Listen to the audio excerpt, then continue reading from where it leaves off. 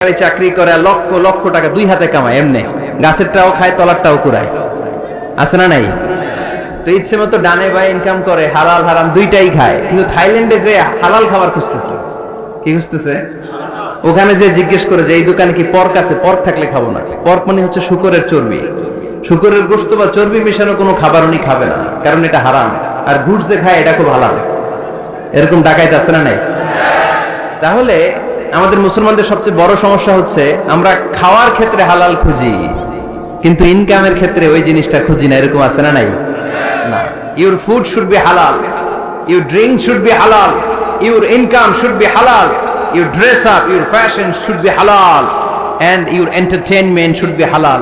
আপনার পোশাক হতে হবে হালাল, আপনার খাদ্য হতে হবে হালাল, আপনার উপার্জন হতে হবে হালাল, আপনি যে বিনোদন করছেন এই বিনোদনটাও হতে হবে হালাল। চিল্লায় বলেন ঠিক কিনা? হালাল বিনোদন লাগবে, হালাল ড্রেস আপ লাগবে। ছেলেরা কি স্বর্ণ পড়তে পারবে? ছেলেরা কি সিল্কের জামা পড়তে পারবে?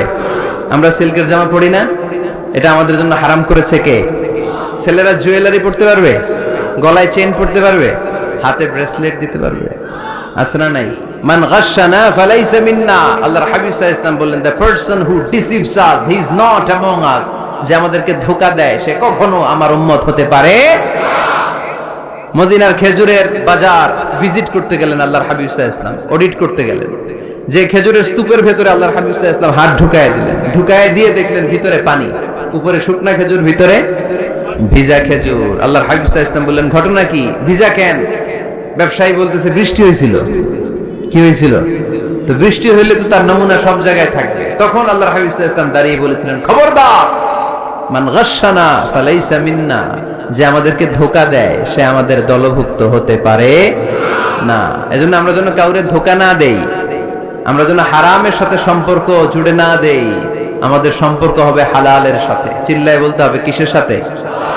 আজকের মাহফিলটা তখনই সার্থক হবে যখন এই কথাগুলো শুনে আমরা এই সিদ্ধান্তে উপনীত হতে পারবো যে আমার ফুড, আমার ড্রিঙ্কস, আমার ইনকাম, আমার ড্রেস আপ, আমার এন্টারটেইনমেন্ট, আমার সবকিছু হালাল দিয়ে আমি সাজাবো। আমার জীবনটাকে আমি হালাল দিয়ে সাজাবো। রাজি আছি না নাই?